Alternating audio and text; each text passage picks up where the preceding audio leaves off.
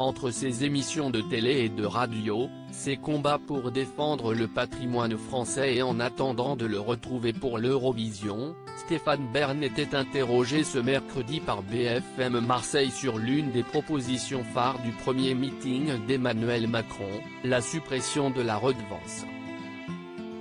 En effet, en déplacement à Poissy, le président, candidat à sa propre succession, avait proposé de se passer de cette taxe dédiée à l'audiovisuel public. Une somme de 138 € qui concerne une grande partie des Français et qui sert, entre autres, à payer les chaînes du service public, à la télévision ou à la radio, France 2, France 3, France 5, France Info, Radio France. Un investissement très important pour le présentateur de Secrets d'Histoire, favorable à la redevance. Je ne me cache pas d'être toujours favorable à la redevance télé. Je ne suis pas sûr que ça soit une très bonne idée, de la supprimer. Si est ce qui garantit l'indépendance du service public de la télévision et de la radio, a-t-il argumenté, comme l'avaient fait plusieurs journalistes avant lui.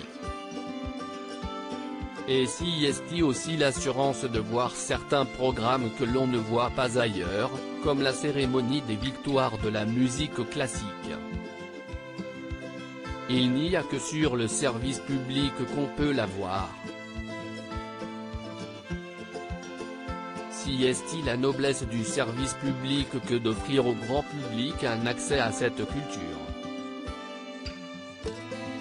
Répondant à ces craintes, le porte-parole du gouvernement Gabriel Attal a défendu la mesure controversée, expliquant que les financements ne seraient pas coupés, simplement que la taxe serait supprimée.